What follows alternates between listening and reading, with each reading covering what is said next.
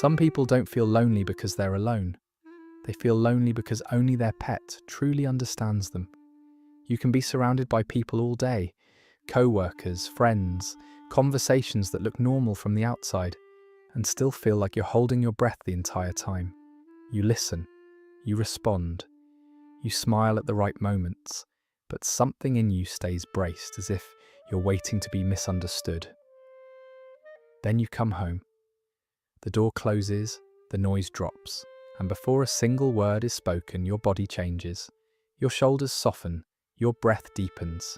Two eyes meet yours, not searching for explanations, not measuring your mood, not asking you to be different than you are.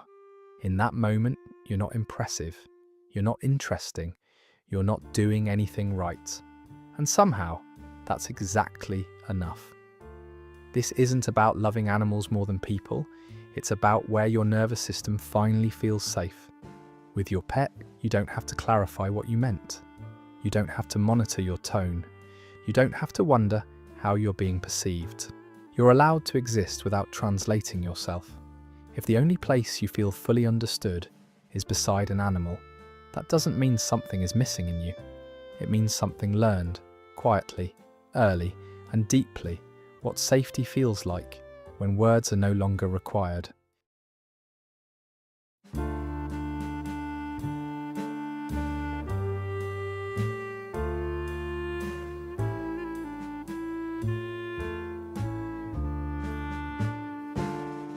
For you, being with people isn't just about connection, it's about management. Every conversation comes with a quiet, ongoing calculation. How much should I say? Did that sound wrong? Should I explain myself more? Or would that make it worse? While others seem to move through social moments effortlessly, your attention is split. Part of you listening, part of you monitoring yourself from the outside. This isn't insecurity. It's something psychologists call social cognitive load. The mental effort required to track tone, context, intention, and how you're being perceived all at once. And for you, that load is unusually heavy.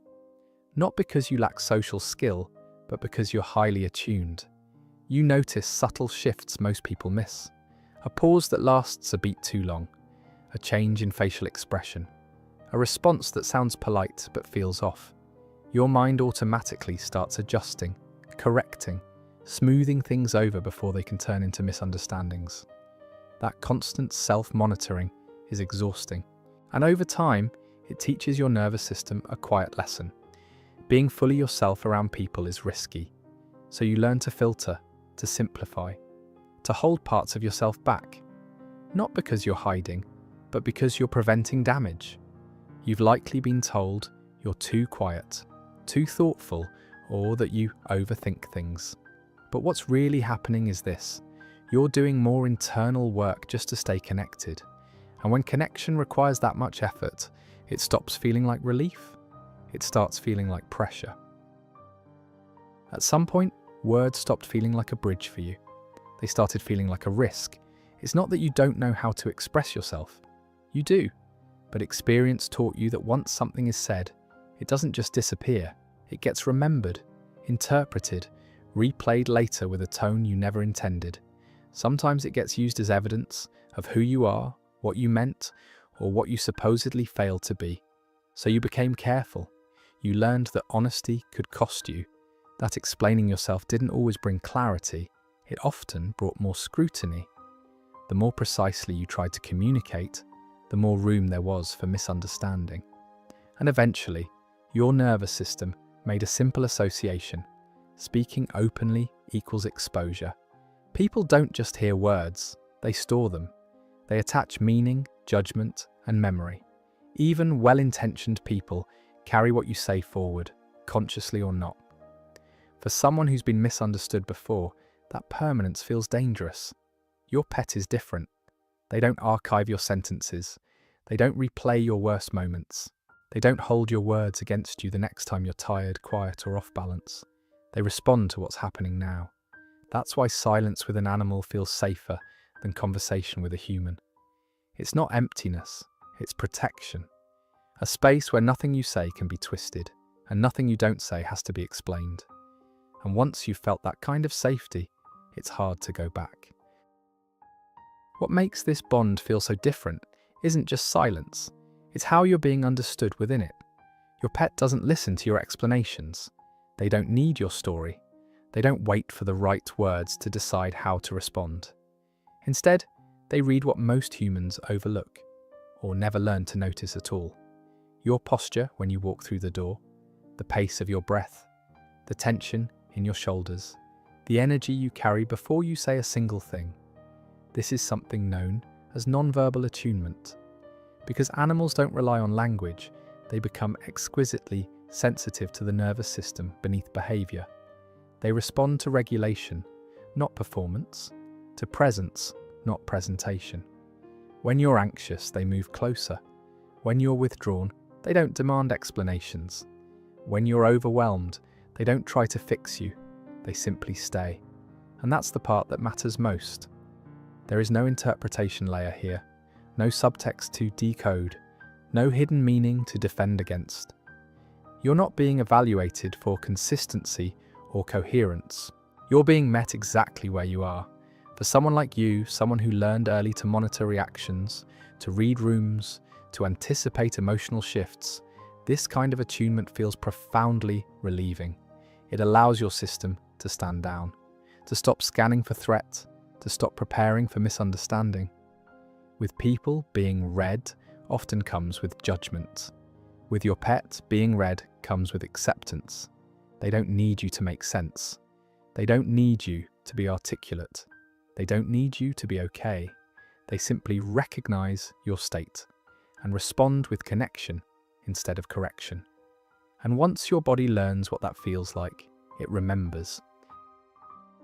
In psychology, there's a term for the kind of acceptance your nervous system is responding to here: unconditional positive regard. It means being received without evaluation, without correction, without the subtle sense that love is contingent on improvement. Most people rarely experience this from other humans.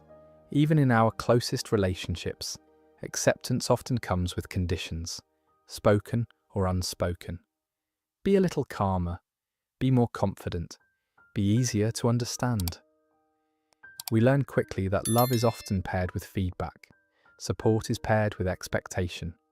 Over time, that teaches the nervous system to stay alert, to self-edit, to earn safety rather than assume it. Your pet operates outside of that system. They don't require growth before connection. They don't withhold closeness until you're better. Their presence doesn't fluctuate based on your productivity, mood, or social performance. When you sit down exhausted, they don't wait for an explanation. They simply join you.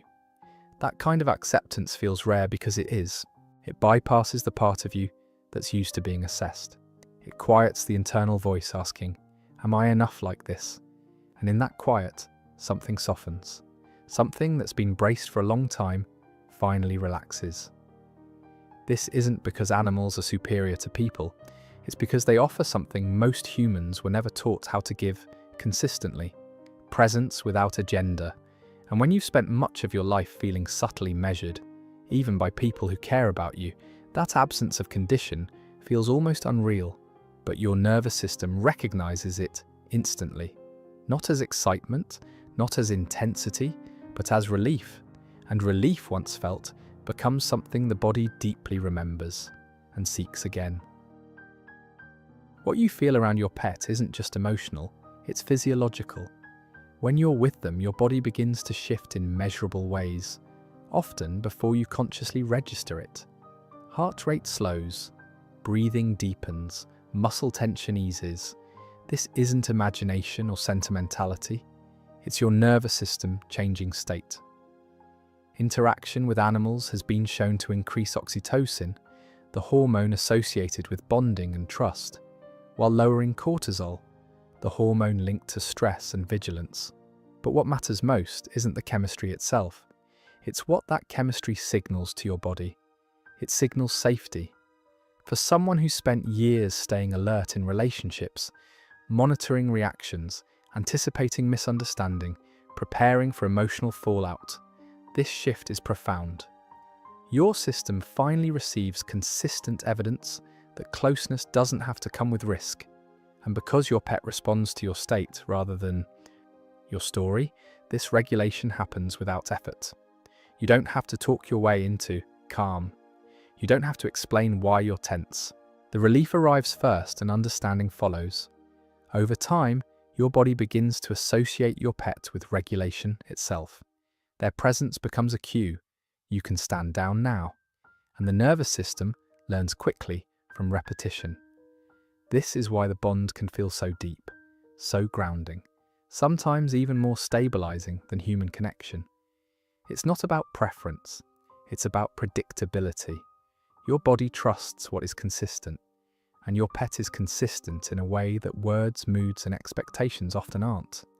So when you seek them out after a hard day, you're not avoiding people.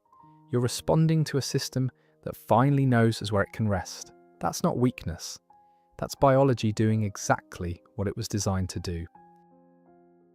There is a particular kind of safety that comes from being seen and knowing nothing will be done with what's seen. Your pet has witnessed you in moments no one else has. Not the curated version, not the composed one. The moments you didn't explain, the ones you didn't clean up afterward. They've seen you exhausted on the floor, staring at nothing. They've seen you cry without knowing why. They've seen you angry, withdrawn, overwhelmed, and completely undone. And nothing changed. They didn't bring it up later. They didn't remember it the next time you were quiet. They didn't adjust how they felt about you based on what they saw. They simply stayed. This is what makes them a silent witness, not because they can't speak, but because they don't convert your vulnerability into a record. There is no mental file being built, no narrative forming about who you really are based on your worst moments. For someone who has learned to guard themselves, to keep certain feelings hidden because exposure once led to judgment or distance, this is extraordinary. In human relationships, even the safest ones, there's often a subtle fear. What will this change? Will they see me differently? Will this alter how much space I'm allowed to take? With your pet, that question never arises. Their presence anchors you in the present. It pulls you out of mental time travel, out of worrying how something will be remembered, misinterpreted, or used later. You are not being assessed for emotional consistency. You are not being measured against your best days. You are simply allowed to exist as you are right now. In therapeutic terms, safety is the prerequisite for healing. Without it, the nervous system stays defensive. But when safety is sustained quietly, repeatedly, defenses soften on their own. Your pet doesn't heal you by fixing anything. They heal you by removing consequence from being fully seen. And for a system that learned early that visibility could be dangerous, that kind of witnessing is profoundly restorative. Patterns like this don't appear out of nowhere. They form early, long before you could name them. Many people who feel understood only by their pets learned, at some point in childhood, that words weren't a reliable path to safety. Not because no one loved them, but because emotional environments were unpredictable. Caregivers whose moods shifted without warning. Adults who reacted strongly, dismissed feelings, or misunderstood intent. So you adapted. You learned to watch closely, to read faces, to notice tone changes before they turned into trouble. You figured out how to stay regulated by staying quiet, how to stay connected by not asking for too much. This wasn't a flaw, it was an intelligent response to an environment where speaking openly carried risk. Over time, your nervous system learned something very specific. Safety lies in observation, not expression. You became fluent in nonverbal information. You learned to feel what others were feeling without needing them to say it. But you didn't always learn that you could be felt in return without having to translate yourself perfectly. That early learning doesn't disappear when you grow up. It becomes a template, one that quietly guides where your system relaxes and where it stays on guard. Animals fit that template seamlessly. They don't demand verbal clarity. They don't require emotional justification. They respond to your state, not your explanation. and to a system that learns safety through attunement rather than dialogue that feels instantly familiar. This doesn't mean something went wrong in your development. It means you became skilled in a specific kind of relational intelligence, one that prioritizes regulation over articulation. But there's a cost. When safety is learned without words, connection through words can feel unnatural, effortful, or even threatening. And unless that pattern is recognized, it can quietly narrow the places where you feel at home. Understanding where this began isn't about blaming the past. It's about giving context to the present and compassion to the way you learned to survive. The bond you have with your pet is real, and it is healing. But there's a line, often invisible, between a sanctuary and a bunker. A sanctuary is a place you return to in order to rest, regulate, and restore your capacity to engage with the world. A bunker is a place you hide when the world starts to feel too demanding, too risky, or too disappointing. The difference isn't the bond itself, it's what the bond allows or replaces. When safety has been scarce, it makes sense to stay where it's guaranteed. Your pet doesn't misunderstand you. They don't argue with your reality. They don't challenge your coping strategies or ask you to stretch beyond what feels manageable. And that's where the risk quietly appears. Human relationships, for all their complexity, offer something animals cannot: reflection, friction, the chance to be seen and responded to in ways that help you grow. They require negotiation, repair, and vulnerability, skills that can only develop through contact. If your pet becomes the only place your nervous system ever relaxes, the world outside can begin to feel increasingly unsafe by contrast. Social interactions feel louder, misunderstandings feel sharper. Withdrawal starts to look like peace. This isn't a failure. It's a protective strategy that's overstayed its usefulness. Avoidance doesn't always look like fear. Sometimes it looks like preference. I just like animals more. But beneath that preference may be a system that learned it's easier not to risk being misread at all. Your pet should help you recover, not replace the possibility of connection. They are meant to support your return to the world, not become the reason you no longer enter it. Recognizing this line isn't about giving anything up. It's about noticing when safety stops expanding your life and starts quietly shrinking it.